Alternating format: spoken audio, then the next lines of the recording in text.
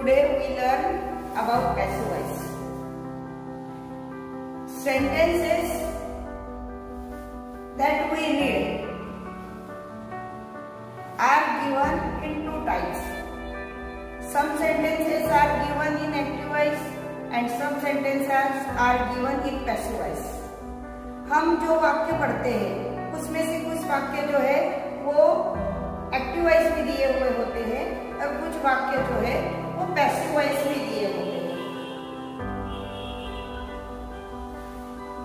Now I am going to write some sentences on the blackboard. Try to read it carefully.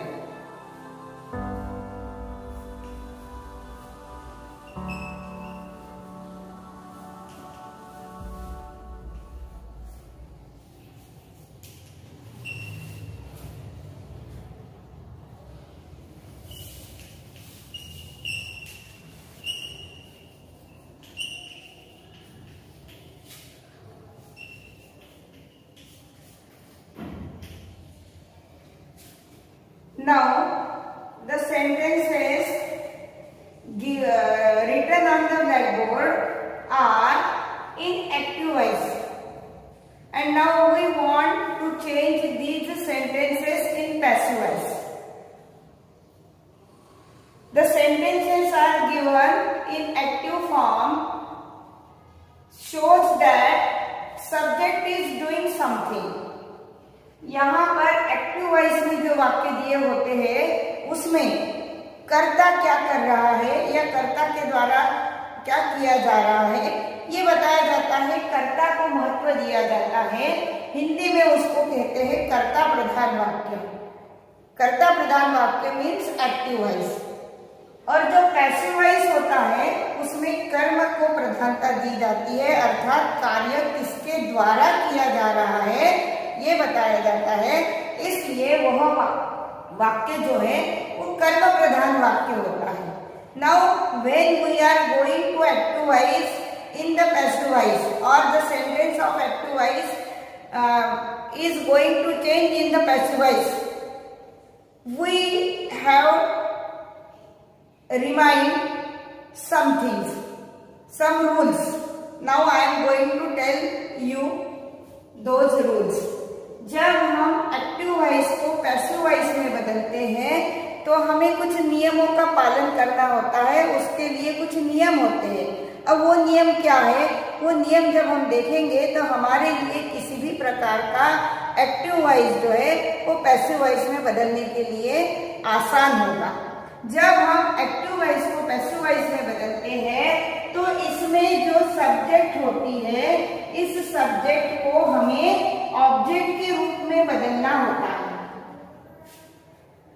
और जो object होती है उस object को सब्जेक्ट के स्थान पर लाना होता है, अर्थात उसको सब्जेक्ट बनाना होता है.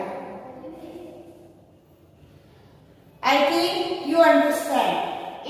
When we are going to change the sentence in passive voice, at first we have to change the subject in the form of object, and we have to change the object in the form of subject. जब हमें subject passive voice में sentence बदलना होता है तो subject को हमें object के रूप में परिवर्तित करना होता है और ऑब्जेक्ट को जो है उस सब्जेक्ट के रूप में परिवर्तित करना होता है.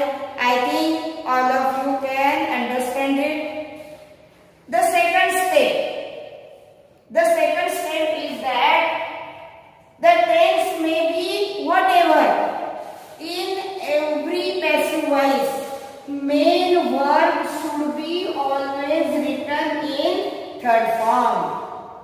किसी भी टेंस का पैसिव वॉइस हमको करना है तो महत्वपूर्ण बात एक है कि किसी भी टेंस के लिए हमें मेन वर्ब जो है वो हमेशा थर्ड फॉर्म में चेंज करनी होगी. ठीक है. इसके आगे का जो नियम है वो नेक्स्ट वाला रूल है. We have to apply a helping verb, and this verb is the form of to be. यहाँ पर जब हम पैसिव वॉइस में परिवर्तित करेंगे तो यहाँ पर हमको एक हेल्पिंग वर्ब का प्रयोग किया जाता है और ये हेल्पिंग वर्ब जो है ये टू बी का रूप होता है। 11वीं कक्षा में हमने देखे हैं कि टू बी के रूप जो है वो कौन से होते हैं। टू बी के रूप जो है इज, एम, आर, ये जो है ये प्रेजेंट टेंस के टू बी रूप है। वॉज, वर, ये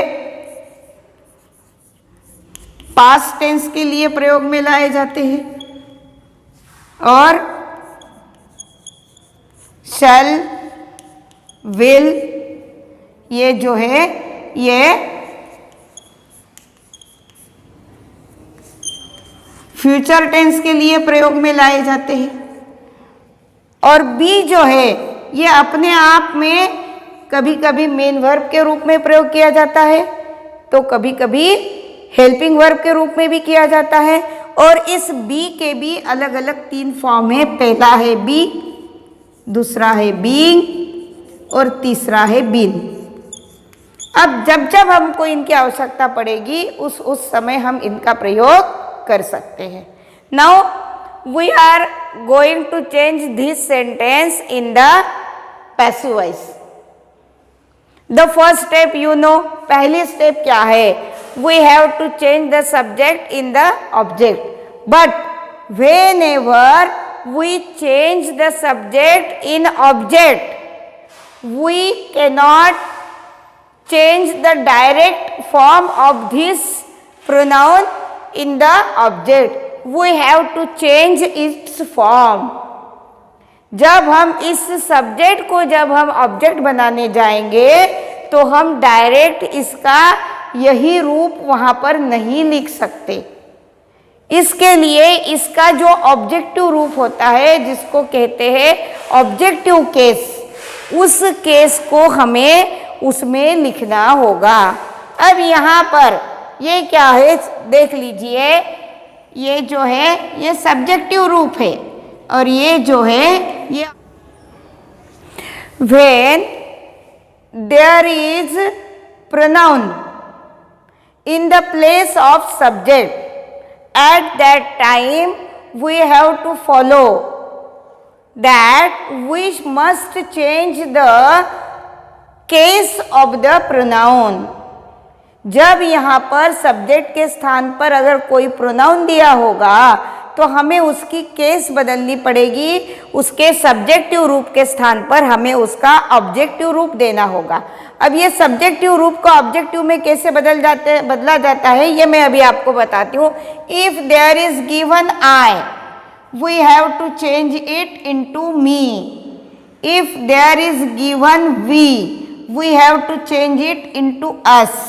If there is given you, we have to change it in you, because the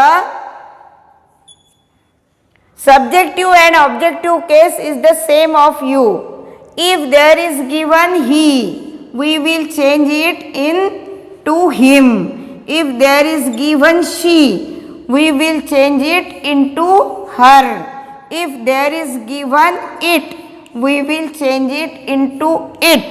If there is given they, we will change it into them. Understand? You have to read it again and again, often and often. Then you can keep it in your mind very well. आपको इसको बार बार पढ़ना पड़ेगा, जब ये आपको याद हो जाएगा you can learn it very well. But in that case, if the noun is given in place of subject, we need not to change its case. अगर सब्जेक्ट के स्थान पर कोई नाउन दिया होगा तो हमें उसका रूप बदलने की आवश्यकता नहीं है। और इसलिए यहाँ पर अगर अ बॉय दिया होगा तो हम इसका बॉय ही लिखेंगे। कैट दिया होगा तो कैट ही लिखेंगे। ठीक है। अब आपको कोई वाक्य को पैसिव वॉइस में बदलना होगा तो ये सारे नियम आपको पहले याद होने चाहिए।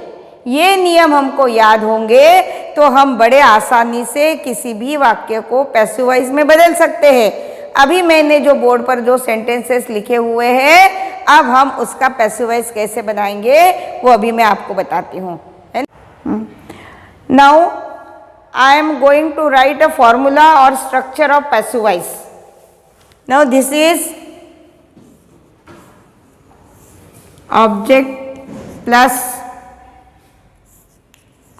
to be plus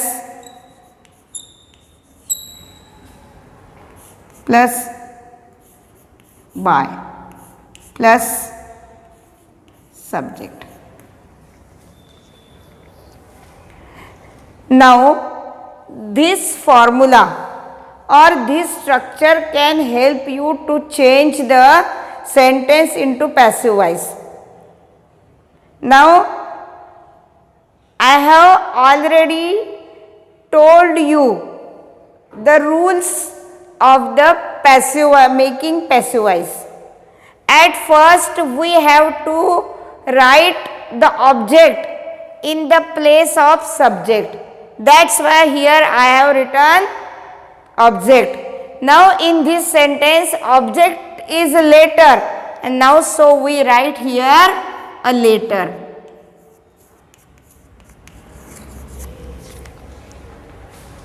The second rule is that we have to change the subject into form of object.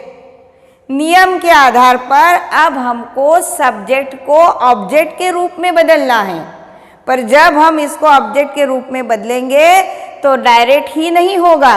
मैं आपको बता चुकी हूँ कि जब यहाँ पर अगर सब्जेक्ट के रूप में प्रोनाउन दिए होंगे तो उसकी ऑब्जेक्टिव केस होती है, और यहाँ पर मैंने लिख दिया है आपको कि ही की ऑब्जेक्टिव केस जो है वो हिम होती है, इसलिए इस सब्जेक्ट के स्थान पर हम हिम लिख देंगे। और क्रिया किसके द्वारा की जाती है ये बताने के लिए बाय का प्रयोग किया जाता है, इसलिए बाय हमने लिख दिया। उसके बाद में यहाँ पर आया है टू बी का रूप। अब ये टू बी का रूप एक नहीं होता है। टू बी के रूप मैंने अभी आपको यहाँ पर लिखवा दिए हैं। प्रेजेंट टेंस के होते हैं is am are, past tense के होते हैं वॉज वेयर, फ्यूचर के होते हैं शैल विल, और उसमें फिर बी लगता है। तो यहाँ पर अब हमको टू बी का कौन सा रूप अप्लाई करना है ये बताने के लिए हमारे इस एक्टिव वॉइस की जो वर्ब है वो हमारी सहायता करेगी। Now read it carefully and try to understand in which form the verb is given. अब आप वाक्य को ध्यान से पढ़िए और इस वाक्य में दी हुई वर्ब जो है ये कौन से रूप में दी है, कौन से फॉर्म में दी है देखिए। अब आपने देखा कि यहाँ राइट्स लिखा हुआ है।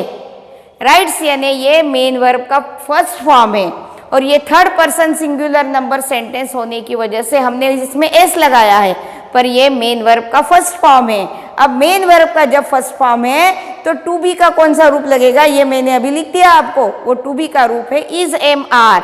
अब लेटर के लिए इन तीन में से कौन सा उपयुक्त है तो आपको नियम के आधार पर मालूम है कि यहाँ पर टू बी के रूप में हम इज का प्रयोग करेंगे। और उसके बाद में मेन वर्ब की थर्ड फॉर्म, तो इस मेन वर्ब की थर्ड फॉर्म के लिए आपको इसके तीन रूप कौन से याद करना होगा, तो आप लोगों को ध्यान में आ जाएगा कि इसका थर्ड फॉर्म होता है रिटर्न। और इस तरीके से ये वाक्य हो गया है a letter is written by him.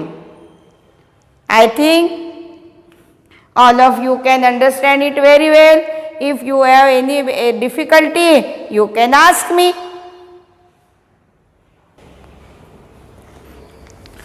Now the second sentence. In the second sentence, the same rules should be followed.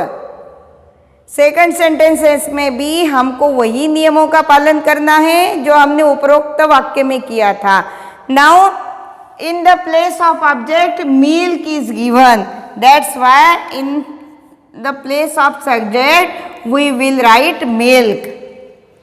Now in the place of subject a cat is given, and you know a cat is not pronoun, it is a noun. That's why we need not to change the form of cat. That's why we write a cat. As per rule we write by. Then see the main verb, it is also given in the first form. That's why the third form, now we have to apply the form of to be, and which form of to be should be applied? The main verb will help you, and the main verb is given in the first form, and that's why the forms of to be in present tense are is, am, are, and for milk is suitable. आपको मालूम है कि to be का first form के लिए, to be का present tense के लिए रूप जो है वो इज, एम, आर है, और मिल्क के लिए उपयुक्त है इज. उसके बाद सूत्र के आधार पर आपने देखा थर्ड फॉर्म है, तो ड्रिंक का थर्ड फॉर्म होता है drank, drunk. And that's why milk is drunk by a cat. And full stop should be given.